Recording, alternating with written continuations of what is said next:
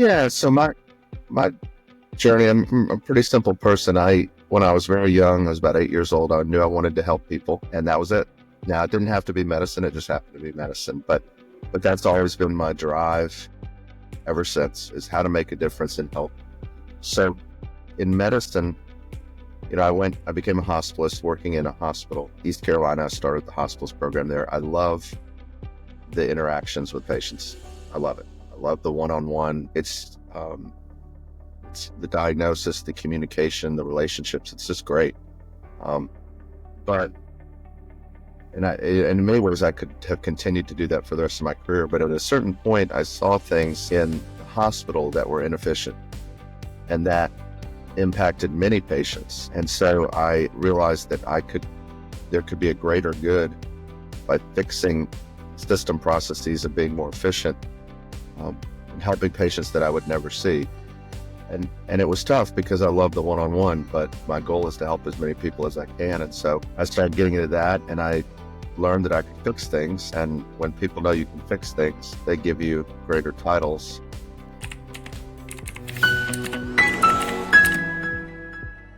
Magic wand may be a little strong, but I will say some of the secret sauce to being effective with patient flow is, to your point, there's AI, there's data, but you have to go to the front lines and you have to learn every piece of the process. And for whatever reason, physicians, leaders are not as inclined to do that. You've got to see your ED, your emergency department. What is the reason for reporting? You've got to look into your hospital. What are the discharge barriers? What are the issues with care coordination? If you have physician advisors, what are their challenges? Then you go outside the hospital. What are the things that patients need to maintain outside the hospital, be it at home or nursing homes? I think one of the biggest things that I have not seen many institutions do is go out to the nursing homes and establish relationships. Because you think you may know what nursing homes are dealing with and how they're caring for patients, but until you get there, you don't know. And building those relationships, I can tell you, I was at Wake Forest before I came to MUSC. Being able for them to know me by name and me to know them by name, the leaders of the nursing homes, created trust. And when you have that trust, then guess what? They're more willing to take your patients quickly. When you do that, you open up space. So there's all these facets to patient flow. You have to go from the ED to beyond discharge, and you have to constantly be thinking proactively. Another thing that worked on is training my frontline providers, my teams, my inpatient teams. You have to think about the discharge every day. Day 1, day 2, day 3. If you're not thinking about it, it delays discharge. And who does that hurt? That hurts the patient that's in the ED that shouldn't be there. That hurts the patient 50 miles away in another hospital that needs to come to you for care. All these details matter. It's the little things in patient flow that define efficiency.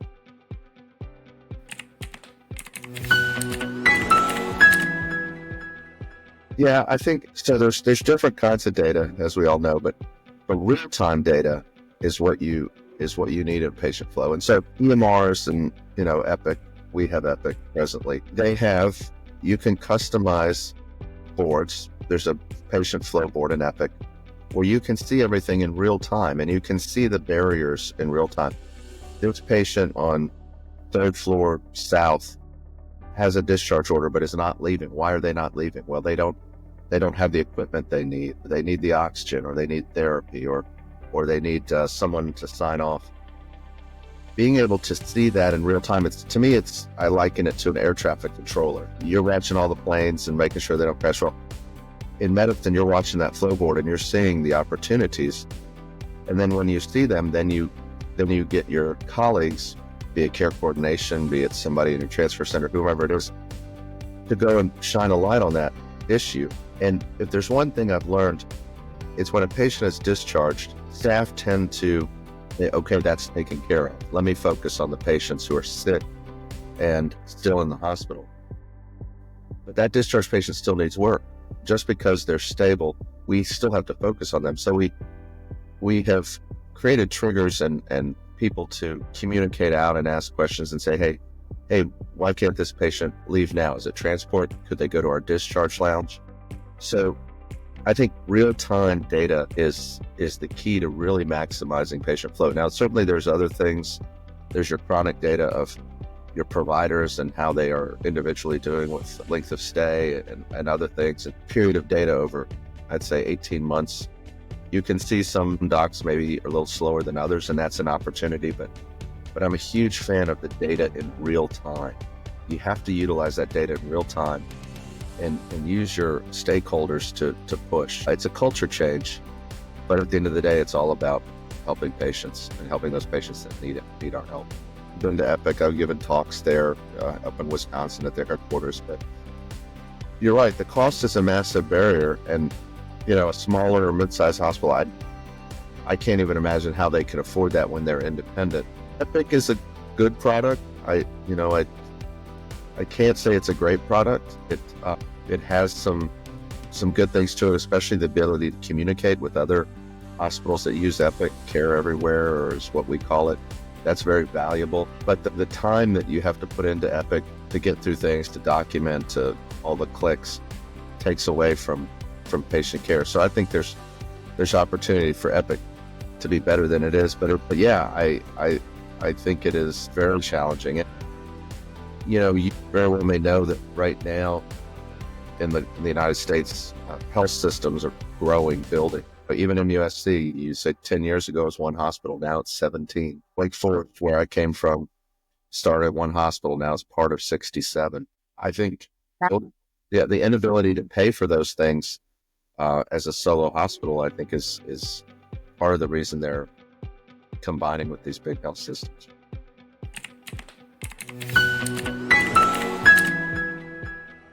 How do they manage patient flow and personal care at the same time? Yeah, I mean, I have been fortunate to be in different health systems in my career. And so every health system, you see some good and some opportunities. I was at the Mayo Clinic for a while, and they were very good with the patient care experience. And to me, it's you can't ever lose sight of why you're doing this, which is not to make a huge margin and millions of dollars or billions, not to advance your career. It's about the patients. And so, yes, you want to be aggressive with patient flow. You want the right patients in the right place at the right time, and that can push you to stress and push patients, and maybe they're not ready and things like that. And so, but if you're not cognizant why you're doing this and the needs of the patient always come first. What I learned at Mayo is if you have that as your core, even when you're pushing with patient flow, the experience is better. But if you lose sight of the patient, then I think you put the patient in potential harm. You push them out too early. You put them in a situation where they can't maintain. They may not be able to get their medicines. So yeah, that's what I learned at Mayo. Never forget why we're doing this, and it's about patients. But it's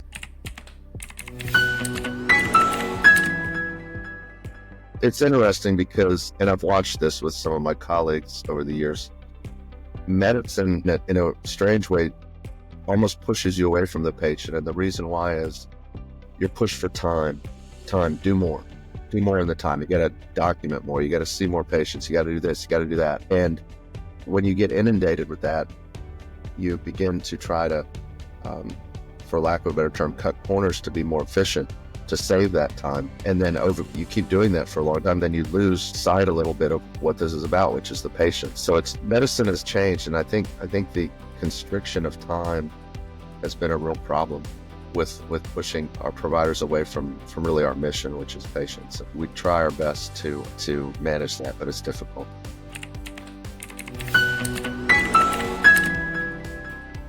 I mean, certainly this stuff where, these companies where you walk in the room and your conversation is summarized, is time savings and very valuable. But once again, it's got to be a good summary, and it can't lead to more clicks.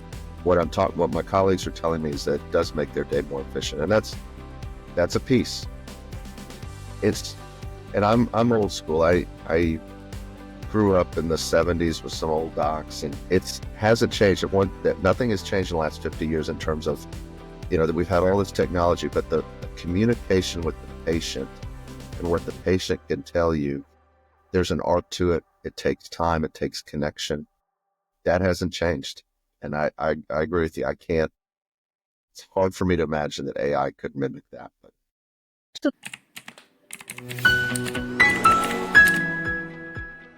yeah, it's a great question on all of that was because number one, my bias is I don't think medical schools develop leaders very well here. And they develop great physicians who are able to take care of patients and decision making.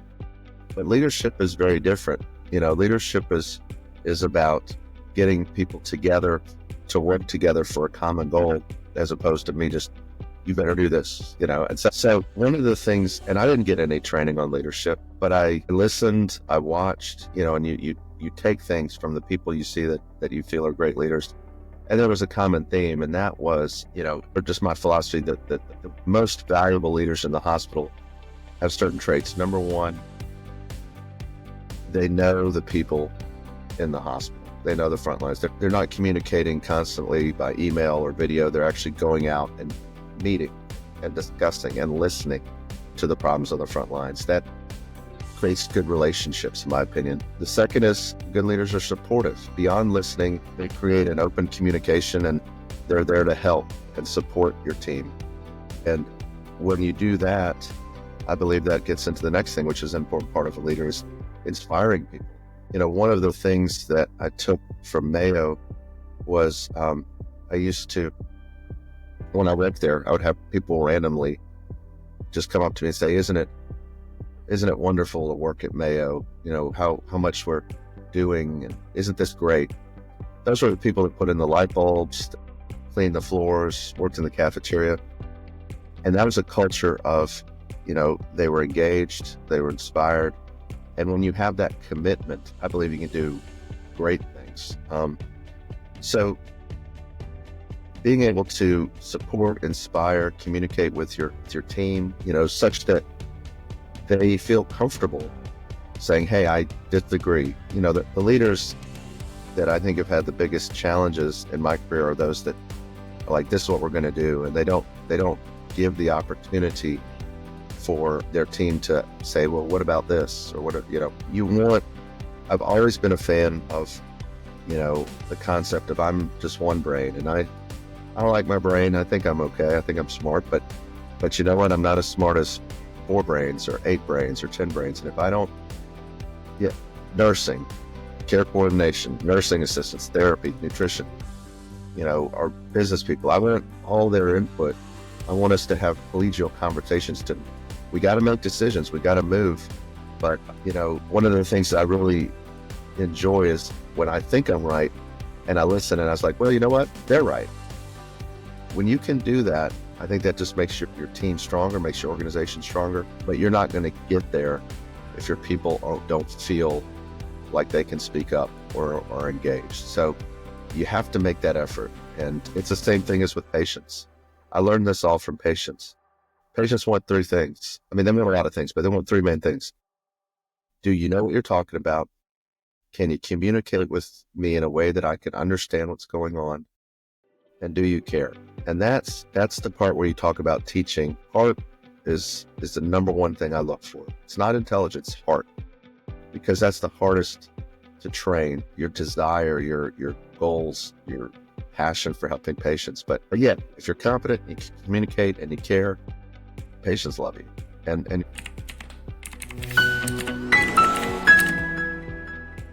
so I tell people from time to time, the secret to any success that I have in medicine, in terms of this, C-suite or chief medical officer stuff, is nursing. I always reached out to nursing and established relationships. And they would always tell me things, catch me in the hall. Hey, Eric, you should think about this. Or, Eric, I know they're saying this, but here's what's going on. It was nursing many other people too, but nursing was my secret weapon. And I've always valued those relationships because of that.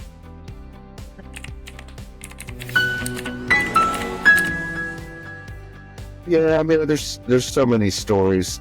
I would say that I was thinking off the top of my head that the there have been times where I have discovered things, or I actually had knowledge, and the rest of the institution was not on board. My prior hospital, I wanted to build a transfer center for patient flow. And I saw from being on the front lines how we had all the stakeholders that was disorganized. The way we were communicating was by phone or pager. There were delays to getting patient flow, getting patients out of the ED. And I had a concept of, let's put them all together in a transfer center. This was probably 10, 12 years ago. Because that communication, that personal communication, would save all this time of, you don't have to call somebody, you're just in the room. And so your transfer nurses, your triage nurses, your helicopter, your airplane people, your even a care coordinator, you had them all together. So I did all this research and I did this presentation, and it was good. It was a good presentation. And I was in front of about 20 of the top leaders at my prior hospital. And they did my presentation and they said, absolutely not. Bad idea. And so, that was surprising. But the thing that they didn't say, stop doing what you're doing. They just said, we don't like the idea. I knew it was the right idea. I knew it. And so people said to me, well, Eric, you tried, it's over. And I said, no, I think it's just begun. I said, I think I've got to work at this. Just because we had a no now doesn't mean a no forever. I need to continue to up my presentation. I need to show more proof because I know this is the right thing. Went back the next year, they said no again. And then I had this friend colleague of mine, he's like, well, I told you, Eric, why do you keep trying? And I said, well, because I know this is the right thing. And I know it's the right thing for patients. And so year 3, I presented again, and they said, you know what, Eric, you're onto something here. And if you can find some space, we'll consider it. And I'd already found the space and told them, and they built it.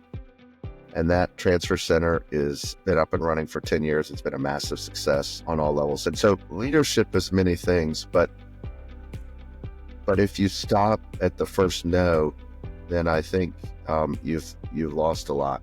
And the only way I stop is if somebody looks me in the eye and says, Eric, please stop what you're doing. It rarely happens, but persistence. I didn't get down. I wasn't pessimistic. I knew that this was the right thing, and I felt really good from myself and what people were telling me that keep going, keep trying. I can think of 4 or 5 of those kind of cases in my career. You never give up. It's what I tell people. I know there's a better way to say it, but I'm passively aggressive in a nice way. I never stop. Persistent. But yeah. So I think that is one of my little secrets to success. And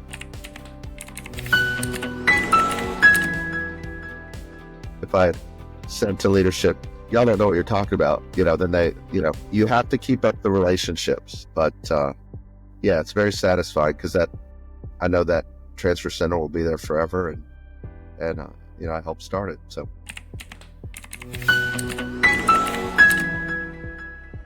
yeah, I mean, it certainly there's just thinking back to all the processes. I mean, we try to always build it on a smaller scale, 1 floor, pilot study, etc. Proof of concept if we're not sure. We don't always do that, but when it's a questionable issue, we'll build some of those pilot studies with the goal of obviously going beyond the pilot study and expanding outward. But you can't always do that. And so in those cases where it's an all or none thing, what I do is, and it's all the same thing, medicine's about relationships. I've got all these CMO friends throughout the country who are dealing with the same challenges I am. And when I want to build something, most of the time, probably not 100%, but almost 100% of the time, somebody else has done it and done it well.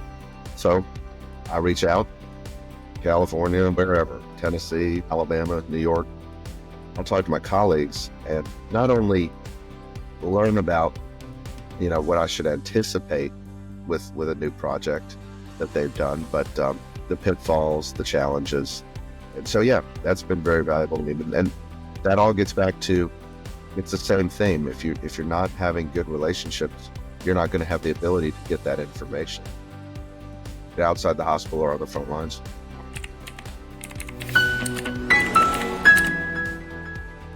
Well, so I have to say, a chaotic free for all I'm not familiar with, but I mean, I would tell you, it may not be the answer to the question you're asking, but this is what I'm thinking is that like I said before, I have to be available. They have to know that I'm there if they need something, they can trust me. I'm someone that they can pivot to. And alternatively, that doesn't mean that I'm always saying yes or I'm always agreeing with them. And one of the most valuable comments that was said to me at my prior organization was, Eric, I don't agree with you. I think you're wrong on this issue, but I know your heart is in the right place. And so being able to disagree vehemently and still have respect is critical. And so somebody can come to me and say, hey, we need, all the nurses need, personal assistance to, I don't know, help them get their food every day or something, do whatever they want. And I'd say, well, that's a great idea, but we can't afford that. And I don't think we can do that. And so that's about leadership. That's about relationships. Keep the communication open. It's okay to disagree. It's okay to say, sorry, I hear you, but that's not a direction that I think we can go. But you never close off the ability of your frontline to still keep giving you those ideas, because they, once again, secret to my success, they've told me so many things. Somebody, it was probably a nurse that told me about the transfer center, honestly. And I just took that ball and ran with it. So I apologize. I have to lead a meeting in 6 minutes.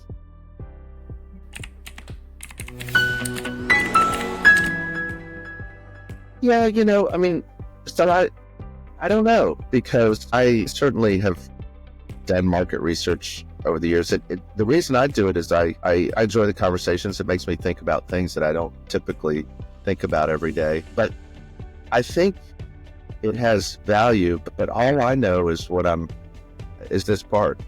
I have no idea what our conversation, what y'all will do with that, if anything. So there's a big unknown from my perspective. I think that there are lots of people out there, leaders, that have some really good concepts and a really good understanding that other institutions could use. I think that's almost in your camp. If you can disseminate it out and people can use good things from other hospitals, then I think it's incredibly valuable.